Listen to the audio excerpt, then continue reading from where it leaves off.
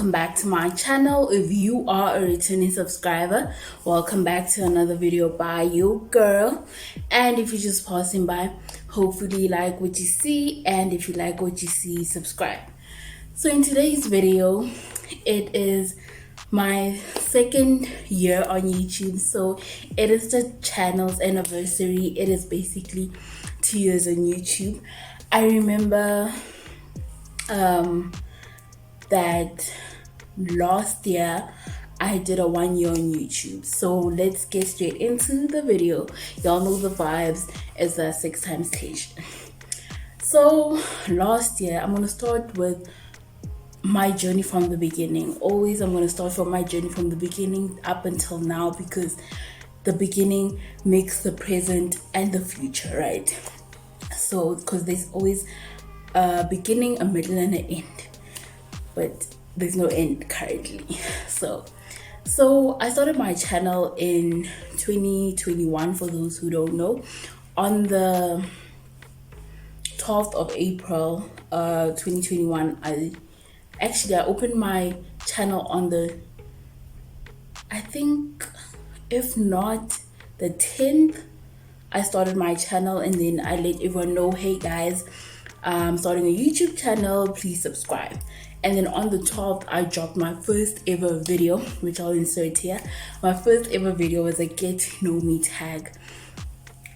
If you check out that video, the lighting wasn't good, the background wasn't good, the sound wasn't good, but what I was talking about was good. I think that's what attracted my audience towards me, and that's what made me relatable and all of that. Fine. When I posted that video, I was on 17 subscribers. I am currently sitting on 9,000 something subscribers. Would you look at that? So my journey continued. I kept on posting videos. I kept on doing collabs with my friends, and on the 12th of April, I dropped 1 year on YouTube. My experiences, my thoughts. That video blew up. That's my blow up video, because that is the most views I've ever gotten.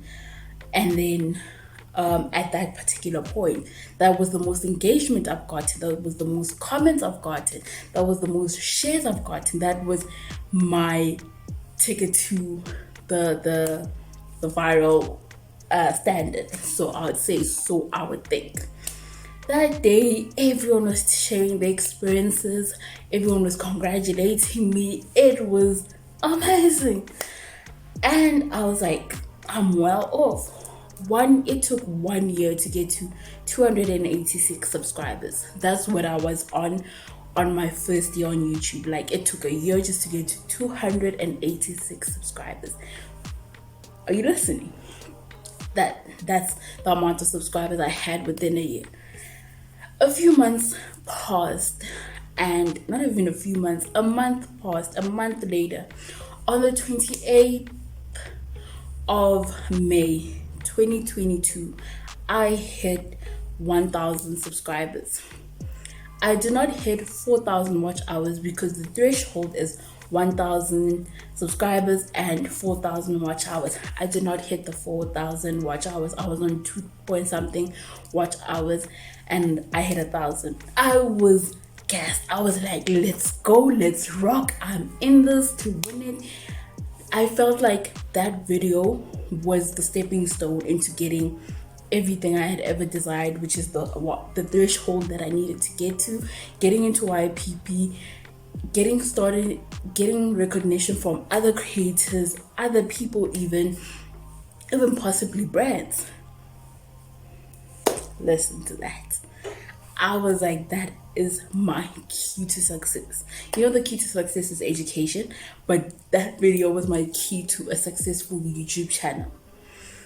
Besides my personality, besides being me, besides everything else, I was like, that video made me who I am, baby. So I got to 1,000 subscribers. I was still working on my watch hours. So fine, in August I decided to do a 5-day challenge. I saw this on two of my favorite content creators, YouTubers, which are K Republic and OG Parley, where they did OG Parley did a 5-day challenge and K Republic did 7-day challenge where you post for 7 days. It's like preparation for Vlogmas or Vlogtober. So then OG Parley did 5 days. I was like, I'm gonna do 5 days in August where I post content back to back for that 5 days. That 5 days got me my watch hours. I got the most views in that month in August. I got the most engagement, the most likes, the most watch hours, and the most subscribers within August. Because I think around August I was probably on 3 point something. Mind you, in May, not even in May, mind you, in April, I was on 286 subscribers. May, I was on 1,000 subscribers. August, I was on 3 point something. Would you look at that? Would you look at that? You know what's the secret to this? All of this? Hard work, consistency, engaging not only on YouTube but on other platforms, and fourthly, which is the last one, the most important one, market your channel. Market your channel like your life depends on it. Market it. Are you listening to me? Market your channel, because if you don't do it, ain't nobody gonna do it. Why should Peter do it if Dipasa's not doing it? You know? So in August, it was my most successful month. After I did that challenge, I posted 5 videos. I was okay, good. On a faithful Sunday, I get email. You have reached the 1,000 subscriber threshold. You have reached the 4,000 subscriber threshold. You can apply for monetization for your channel. Guest, I'm like, let's go. I apply. It's like 9 a.m. I apply. All of a sudden, I check my analytics on the monetization part. All of a sudden, my hours go down. I'm like, was it bots? What the hell was going on? Because from time to time, your channel will have bots. Regardless of who you are, regardless of what you do, they will be bot accounts, because people will make accounts just to spread hate, just to report your channel, or just to do some foul ass shit. Right. So I was like, okay, cool. So I made a promise to myself. I was like, if I get to into the YPP, which is the YouTube program partnership, within October or December, I am doing either Vlogtober or Vlogmas. Let's rock. So I didn't get in within the October mark that I had set for myself. So I didn't do Vlogtober. So I didn't do anything. I didn't even get into the program. October, November comes.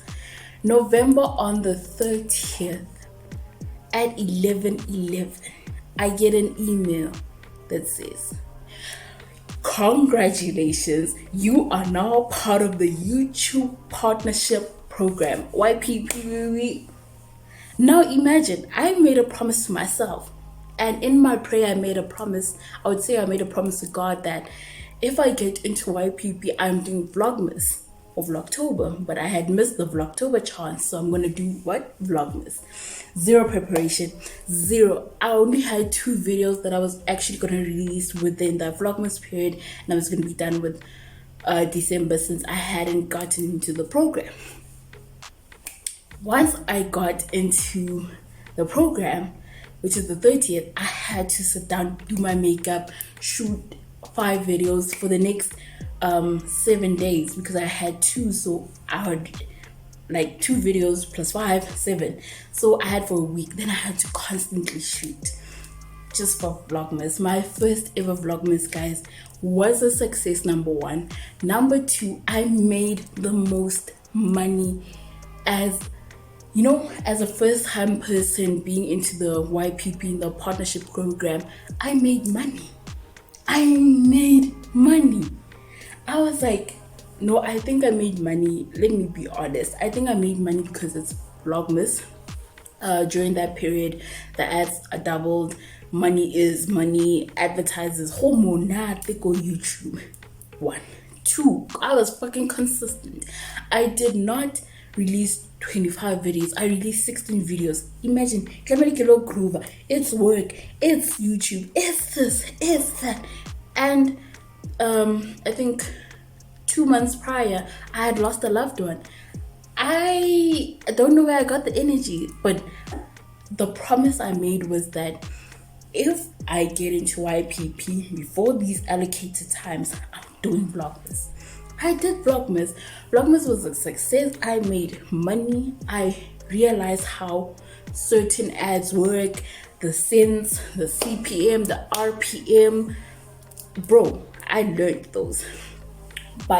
I always learned them when I did my research, but experiencing it and actually actively getting income like that, I was like,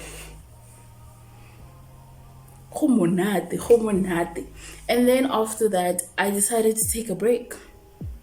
I was down horrendously. I was down. I couldn't pick up a camera and say hi, guys. I couldn't say anything because I was down bad. And when you're down bad, you can't do nothing. So that's why I took a break in January. After that, it was back to business. It was back-to-back videos, and initially I told myself that in 2023, this year, my Jordan year, I am going to release weekly videos, but I wasn't sure at what pace I can release content. So far so good. I've been releasing 4 or 5 videos a month. Homonati. But I really want to go back to my regular program. I'm not gonna lie, where I release 2 videos a month and hosh up. But thing is, the more videos you release, the more engagement, the more views, the more likes, the more brands see you, the more other creators see you, the more you get on the recommended page, the more you get on suggested videos. You see? So you need to constantly upload. So that's where I'm currently am. So I haven't decided whether I'm gonna go back to my old uploading schedule or not, or I'm gonna continue with the uploading schedule that I currently have, which is working in my favor. The money is good, the suggestions are good, the recommendations are good, my marketing is better. I'm good, bro. So I have been marketing my YouTube channel mainly on other social media platforms such as Facebook, Instagram, Twitter, and TikTok. So what I do is Instagram, I post a link either with my thumbnail or a meme that, hey guys, there's a new video up on my channel. Twitter, I just share whatever's on on your video. You just say share, I just share that. Facebook, I just say there's a new video up. And on TikTok, I take a small clip where I make flipping sits, where I'm spitting facts. I take a clip of that, post it on my TikTok. It gets engagement. People come to my channel, find that video, and fall in love with me, basically. Cause why wouldn't you like me after you saw a mini clip of me spitting facts? You know? Do you understand? Yeah, so that's how my journey has been. Let me get deeper into it. I think if not between June and October, I can't necessarily remember when a brand approached me. I've been approached by 3 brands so far, but I haven't worked with those brands. Here's why. The first brand that approached me on Facebook, and I do not answer my requests on Facebook. I didn't even know there's a request situation on Facebook, so I saw that like probably months later. So it was too late for me to reach out because I had already missed the campaign. The second brand that reached out to me, I was ready. We were communicating. They sent me an email. We emailed each other back and forth, only to find out they do not ship to South Africa. I was like, only to find out they don't ship to South Africa. I could have worked with my first brand, but God's timing is always the best. Isaiah 60 verse 22 says, when the time is right, I, the Lord, will make it happen. So I wasn't bothered. I was bothered, but I was like, everything has timing in life. There's a reason why everything happens. There's a season for why everything happens. And you just need to keep your head up and pray. Fine. The third brand, we were having technical problems. That's all I can just say. It was technical problems, miscommunication. That's just it. So all I can just say is that brands who looked for me, they found me. That's all I can say. They looked for me. They found me. They found my content interesting. They found me interesting. They thought I was worthy of being a part of their brand. They thought I was worthy of being part of their team. Do you understand? Do you understand? Getting recognition as a digital content creator is big, bro. Especially in the country I'm in, South Africa. It's big because people don't necessarily understand content creation. I still think people don't understand the concept. They don't get it. But I was forever grateful that that one person from that brand, those three brands found me, found my details, were interested in my content. And just like, I think when I posted my Dining with the OG for this year, episode 2, a brand recognized me on Twitter. It was just a reshare and talking to me. I was like, and I use that brand. If this is what's happening, I think bigger things are coming this year. I think bigger things are coming. But I don't just want to be validated by brands. I want to get to my audience. I want to reach out to people, not just brands in particular, but people. Like other content creators. I'm not gonna lie to you and sit here and say I have friends in the industry. I don't have any friends in the industry. I know one particular person, and me and this person get on like a house on fire.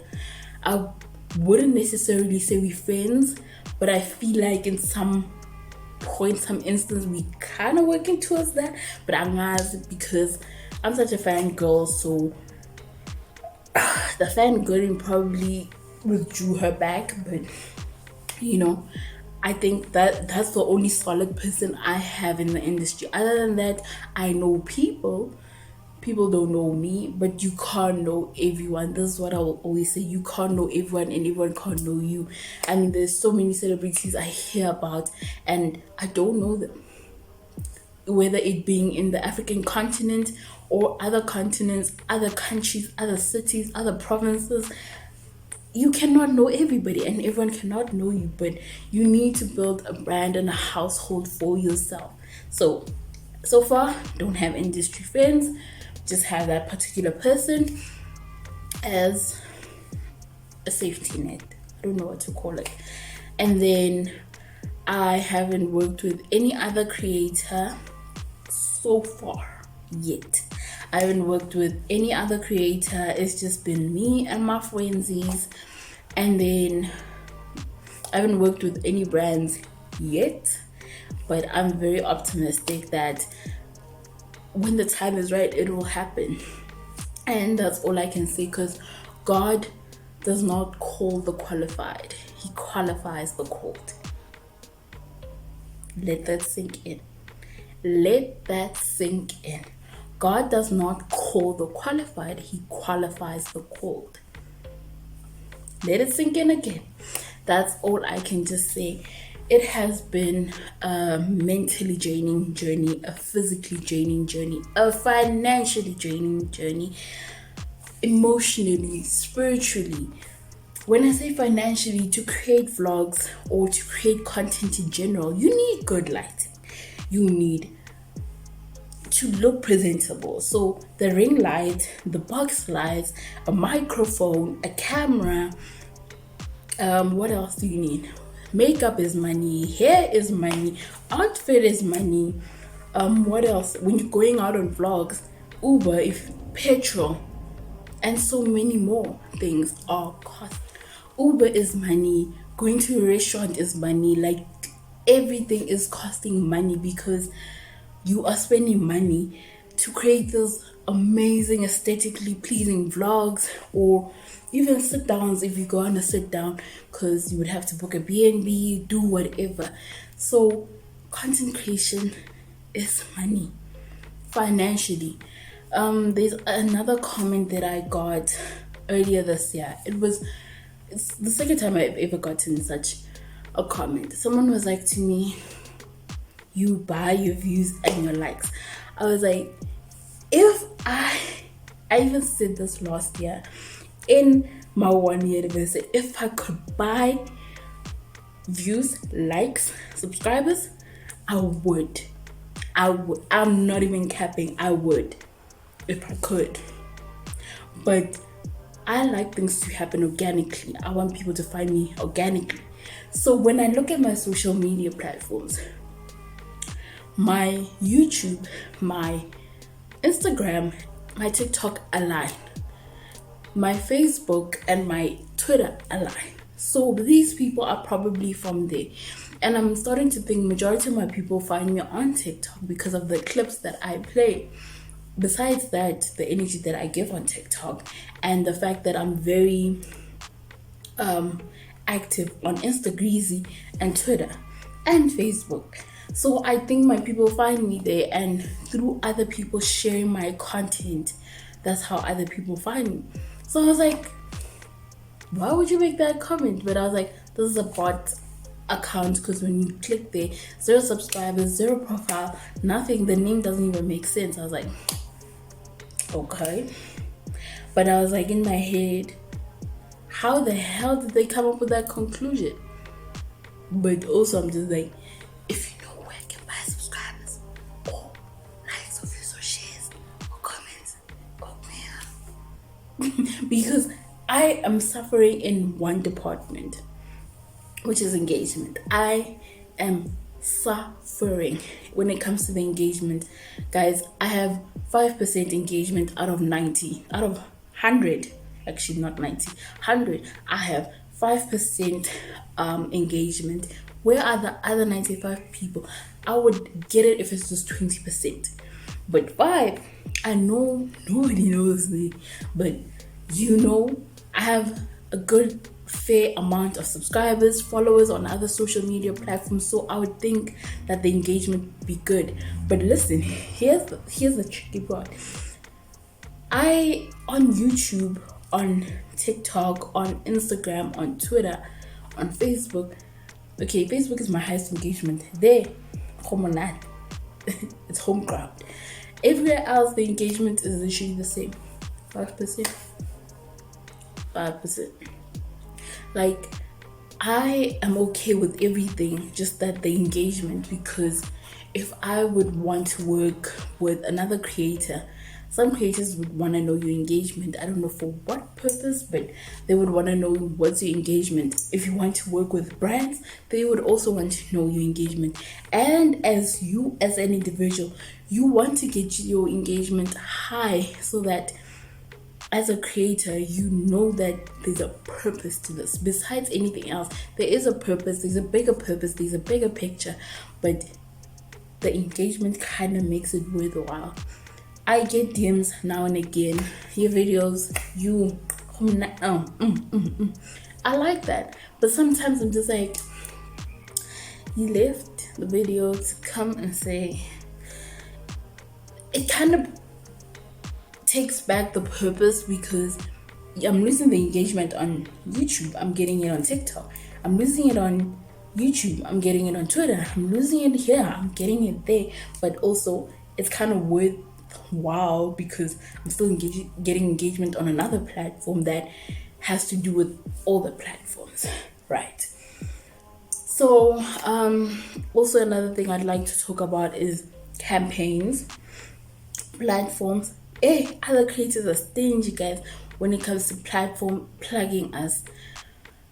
Okay, I'm not gonna say their names obviously, but certain creators are stingy when it comes to plugging us, and certain ones are like, here you go, do what you will with it. But I'm just like, people refer us to humans as where you can get campaigns, and then you're not getting campaign. You yourself that is recommending humans, you're not getting campaigns on humans. You're getting it somewhere else. I remember watching another digital content creator saying she's gonna gatekeep. I hear you, sister, but look at more industry, squeezing in, But also, I'm just like, yes, you are right. Find things for yourself. Do research for yourself. Get your bread, get your butter, get your bag by yourself. Not everyone is gonna hold your hand and say, Nana, let's go, Nana, let's do this. Nobody taught them. That's why they're doing that. But sometimes the ones that are taught are helping, but also the ones that are self-taught are also helping. So it depends on which creator you really enjoy the content or who you look up to, because it literally depends on who you look up to that's sharing. Because majority of the people I watch, they share. They do not gatekeep. Those ones, they share. They will tell you, go here, do this, do that, do that, do that, do this, don't do this.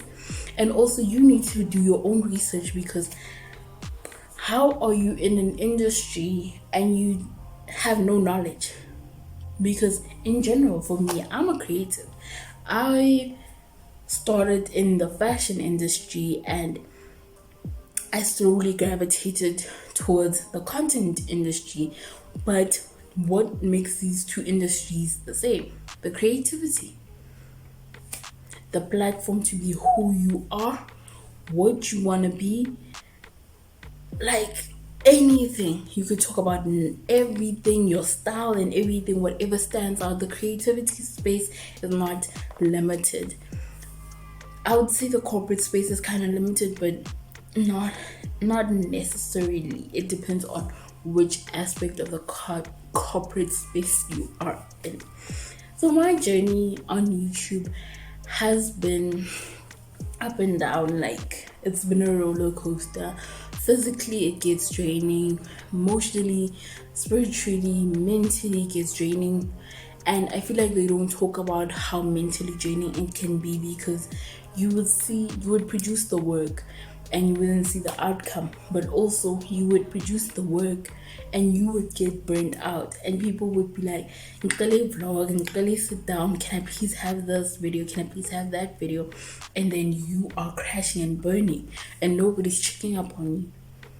But at the end of the day, as much as this is your main source of income, you also need to be cognizant of how you are feeling mentally, physically, spiritually, and all of that. You need to be mindful of how you feel as an individual. If I'm not grand, I'm obviously not going to be on YouTube for a while, and then people are going to ask you in your DMs, "Daily vlog."